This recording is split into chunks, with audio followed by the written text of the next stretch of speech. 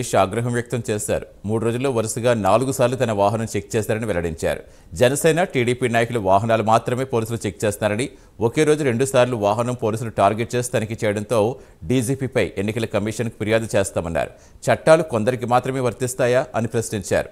ఇదే రూట్లో సీఎం, సజ్జల, విజయసాయిరెడ్డి తిరుగుతున్న వారి వాహనాలు ఎందుకు చెక్ చేయరని ప్రశ్నించారు.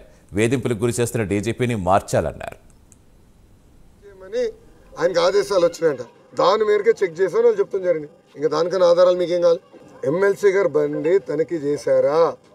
హనుమంతరావు గారు ఎమ్మెల్సీ గారు, ఆయన బండి ఎవరు జోలికి వెళ్ళాలి. ఎమ్మెల్యే గారు తిరుగుతున్నారు, ఎవరు? కరకట్ట కమలాసన్, ఆల రామకృష్ణారెడ్డి గారు, ఆయన బండి చేయలా. ముఖ్యమంత్రి గారు బండి ఆపి ఇప్పుడు చెక్ చేశారా వీళ్ళు? మళ్ళీ మేము ఒకటి దొరికాం వాళ్ళకి.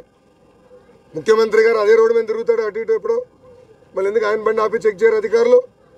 కేవలం తెలుగుదేశం పార్టీ అభ్యర్థిగా నన్ను, జనసేన ఇన్ఛార్జ్గా శ్రీనివాసన్న బండి ఎందుకు చెక్ చేస్తున్నారు ప్రత్యేకంగా? దానికి అధికారులు సమాధానం చెప్పండి. అది నేను సూటిగా ప్రశ్నిస్తాను. నిజంగా చిత్తశుద్ధి ఉంటే ఇక్కడ రాష్ట్ర ముఖ్యమంత్రికి కలవటానికి రాష్ట్రం నుంచి ఎమ్మెల్యేలు వాళ్ళ పార్టీలు ఎంతమంది వస్తున్నారు? నిజంగా వాళ్ళని ఆపితే నిజంగా ట్రాఫిక్ ఆగిపోయేది. ప్రత్యేకంగా అన్న బండి మా బళ్ళే ఆపేసి ఇచ్చేస్తున్నారు. నిజంగా వాళ్ళు చిత్తశుద్ధి ఉంటే ఆ ట్రాఫిక్ ఆగిపోయేది కదా, భారత్ దగ్గర అటువైపు ఆగిపోయేది కానీ ఇంటి దగ్గర. మరి ఎందుకు ఆగట్లేదు? ఎవరిని చెక్ చేయట్లేదు. ఓన్లీ వాళ్ళకి భయం పట్టుకుంది, ఓటమి భయం పట్టుకొని కట్టడి చేయాలని చూస్తే వాళ్ళు చూస్తున్నారు తప్పితే ఇంకొకటి లేదు. మేము దీనికి భయపడే వాళ్ళం కాదు. జనసేన పార్టీ, తెలుగుదేశం పార్టీ రాష్ట్రం అంతా చెప్తా ఉన్నాం, దీనికి భయపడే వాళ్ళం కాదు. మీ ఉడతగులు మేము భయపడే వాళ్ళం కాదని చెప్తా ఉన్నాం. దీనికి మేము